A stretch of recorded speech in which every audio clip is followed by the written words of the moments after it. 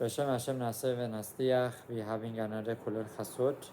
We're going to learn from Zohar HaKadosh of Parashat Chokat, brought in Sefer Chok LeIsrael Leyom Shishi. This Zohar HaKadosh is going to teach us how to prepare for Shabbat. Another step, another important step towards taking this step towards getting ready for Shabbat is to go to Mikveh. So as Zohar HaKadosh says that Ha'el b'Shabbata isterichu inun ama gadisha la'ascha'a garmayhu mishimusha dechol.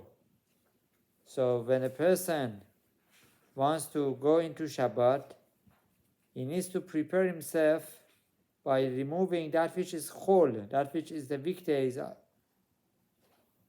off of himself, which is by going to mikveh, or over here is saying by washing himself from that which is the chol.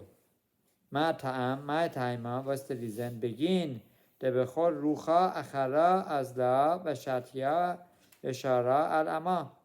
Because during the weekday there is a different ruach that comes and rests upon a person, and by going to mikveh, a person would remove himself from that ruach. Mikveh is compared to the mother's womb, just like mother's womb would separate the person. Is as if a baby is living in a separate olam. So too, by going to the mikveh, which has waters from Shamayim, it could be either the rainwater or it could be the ice, that when a person goes into the mikveh and is connected to that source of ma'ayan, or that's spring, or that is the water of rain or ice that also came from a mountain, this would remove a person from that levush, that clothing of the chol of the weekday. So Zohar HaKadosh is teaching us that's how you get rid of the ruach of the chol. And then it prepares the person for Ruach Shabbat. V'shata rama v'kar bayei barnash la'avcha min hahu rucha. And when a person wants to prepare himself for receiving the Ruach of Shabbat, he needs to go to mikveh. So when is the right time to go to mikveh for Shabbat? According to Harav Ben Sion Musafi Shelita, a person should try to finish Shanai Mikrat Hakom Echad. And once he finishes Shanai Mikrat Hakom Echad on Erev Shabbat, then he can go even before Chasot. He can even go before midday.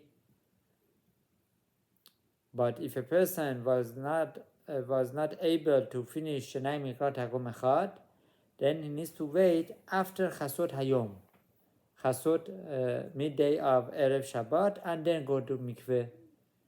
Now the next question is, Halacha tells us that the person is supposed to cut his fingernails, right, on Erev Shabbat, this way preparing himself for Shabbat.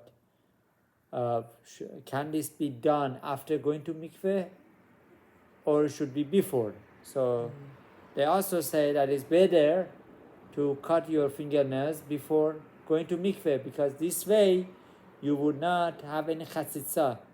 Even though that by men the concept of chatzitza, separation, is not as chamur, is not as strict as women, but still we have to be cautious, and we have to also try to minimize any chatzitza on our body. So the best would be to cut our fingernails before going to mikveh, and this way when we go to mikveh, there is bit kedusha ve tahara. Now another important thing to try to implement is to say leshem michut chudsha berichu before going to mikveh.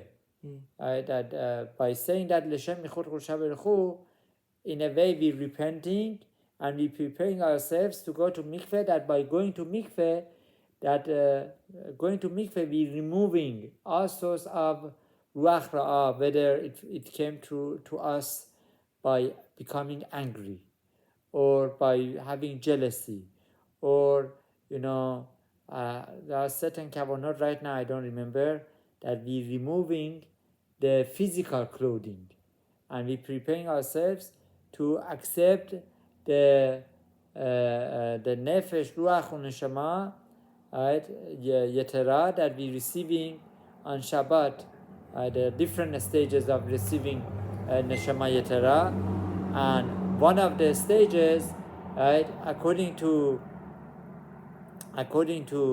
our Mesorah, is by going to mikveh, a person can even receive the neshama yetera earlier than Shabbat. According to Gemara in Masechet Megillah, right, if I remember the daf correctly, I think it's Tet Vav. Masechet Megillah Tet Vav talks about neshama yetera that HaKadosh Baruch Hu gives to Am Israel. Right, but it says over there, as we go into Shabbat. But if a person prepares for Shabbat earlier, then neshama yetera can come earlier, right? So this is important to keep in mind. Shisha alav ruach ha'elyon, and but would come ruach ha'elyon, the heavenly ruach would rest upon a person.